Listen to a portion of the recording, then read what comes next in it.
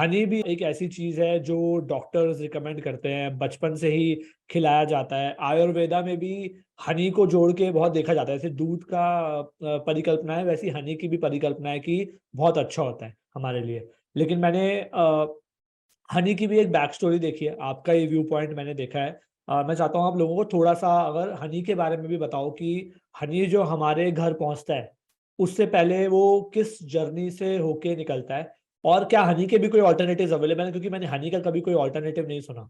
हनी का सिस्टम ऐसा है कि 20,000 के लगभग बीज की प्रजातियां हैं टोटल, तरह तरह की।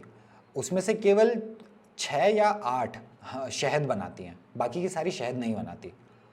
तो केवल उन 6 और 8 को ही हमने उनकी पॉपुलेशन इतनी ज़्यादा बढ़ा दी है कि जो बाकी की 19,900 वो जितनी हैं उनकी पॉपुलेशन खतरे में आ गई है, वो लगातार डिक्लाइन कर रही है।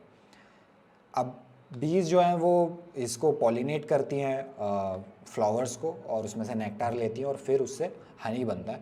बेसिकली वो उनका थूक होता है, एक बी अपने पेट में वो रखती है, फिर वो उसको कर बनाती है अपने मुंह में, और उसका वाटर कंटेंट कम होता जाता है। फिर वो एक दूसरी बी के मुंह में थूक देती है, फिर वो बनाती है, फिर वो तीसरे के मुंह में थूक देती है। वो ऐसे ऐसे करते जाते हैं और उसका वाटर कंटेंट लगातार कम होता जाता है। फिर जब वो सफिशिएंटली कम हो जाता है तो उसको स्टोर कर लेता है।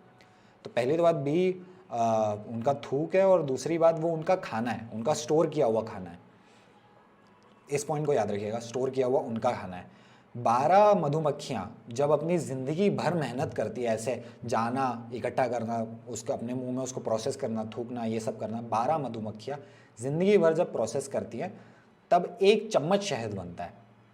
12 मधुमक्खियों की ज़िंदगी भर मेहनत करने से केवल 1 चम्मच शहद बनता है। अब होता यह है कि मधुमक्खियों में एक क्वीन भी होती है, रानी मधुमक्खी। वो उसी को सारी मधुमक्खियाँ फॉलो करती है, उसी को वही, क्योंकि बच्चे वगैरह पैदा करती है, वही सारा काम करती है। तो जब हम पालते हैं ना मधुमक्खियों को, तो हम चाहते हैं कि भाई रानी मधुमक्खी एक ही जगह पर है। वो यहाँ से वहाँ अगर थोड़ा भी छत्ता इधर उधर हो तो हम कहाँ से लेंगे हानि।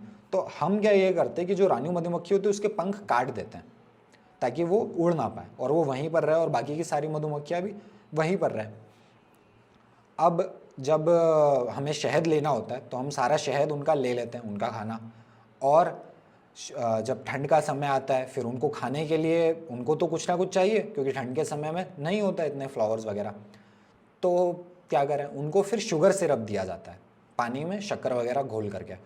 ऑब्वियसली उसमें वो न्यूट्रिएंट्स नहीं होते जो उनको शहद से मिलते हैं, और वो न्यूट्रिएंट्स ना होने के कारण, और उनको ठंड में स्पेशली इतना ज़्यादा उनको जो रखने का खर्चा वगैरह, क्योंकि ठंड में उनसे कोई प्रॉफिट वगैरह ज़्यादा हो नहीं रहा है, तो रखने का खर्चा करने के बजाय कई जगहों पर ये प्रोसीजर है कि वो जितनी भी मधुमक्खियाँ होती है ना, उस पूरी बैच को जला करके मार दिया जाता है, और फिर अगली बार नई बैच को लाया जाता है, क्योंकि वो कम एक्सपेंसिव होता है उसी बैच को बनाए रखने के बजाय।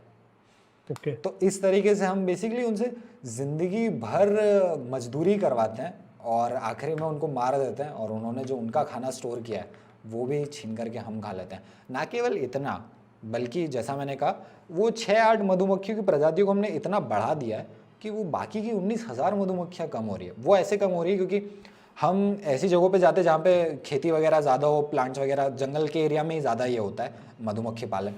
अब वहाँ पे जो नेटिव बीज हैं वो सफ़र करती है, क्योंकि उनको नेक्टार नहीं मिल पाता है, क्योंकि यहाँ पे हम लेकर के आ गए 3 लाख मधुमक्खियाँ एक साथ, और वहाँ पे जो कुछ हज़ार मधुमक्खियाँ वो कैसे compete कर पाएंगी। जाहिर सी बात है उनकी पॉपुलेशन जगह जगह पर डिक्लाइन होती है। तो ये हनी बीज की पॉपुलेशन लगातार बढ़ती जा रही है और वाइल्ड बीज की पॉपुलेशन लगातार कम होती जा रही है। अब कोई कहेगा कि यार इसमें प्रॉब्लम क्या है, जो पॉलिनेशन वाइल्ड बीज कर रही थी वो पॉलिनेशन हनी बीज कर देगी। नहीं, हनी बीज बहुत कम एफिशिएंट होती हैं पॉलिनेट करने में वाइल्ड बीज के बजाय। उनको आई थिंक 100 से 1000 गुना ज़्यादा हनी बीज लगती हैं सेम उतना पॉलिनेट करने के लिए जितना कि वाइल्ड बी एक अकेली कर देती है। तो बिल्कुल ही टोटल एक इसको सम अप करें एक सेंटेंस में तो एक अलग ही डिस्ट्रक्टिव डायरेक्शन में हम पूरी तरीके से इसको लेकर के जा रहे हैं। और अगर शहद हनी बीज नहीं होती है तो बहुत ज़्यादा डिफ़िकल्टी हमें आने वाली है, क्योंकि जो हमारी फसलें होती हैं उनको भी पॉलिनेट करने का काम वो बहुत ज़्यादा करती हैं। और एक अल्टरनेटिव हनी का आपने पूछा। जी। हनी में ऐसा कुछ खास है नहीं। कोई मुझे नहीं लगता कोई न्यूट्रिशनिस्ट भी, अनलेस वो आयुर्वेदा में बहुत ज़्यादा विश्वास रखते हो, मुझे नहीं लगता कोई बहुत ज़्यादा उसको एसेंशियल बताता है कि हनी को एसेंशियल ही है। लेकिन उसका एक बहुत अच्छा अल्टरनेटिव मुझे मिला है डेट सिरप, जो खजूर का सिरप होता है, और उसमें मिलावट होने के भी बहुत कम चांसेस होते हैं, क्योंकि शहद के नाम पर तो ये इंडिया है, कुछ भी बेचा जा रहा है यहाँ पर।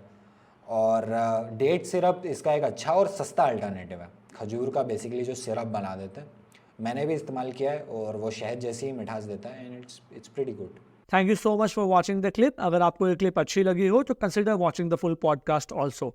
अगर अभी तक चैनल को सब्सक्राइब नहीं किया है तो चैनल को भी प्लीज सब्सक्राइब कर लें, ताकि जब भी हम आगे ऐसा कंटेंट डालें तो आपको वो कंटेंट रिकमेंड हो और आप उन वीडियोस को आगे देख पाएं।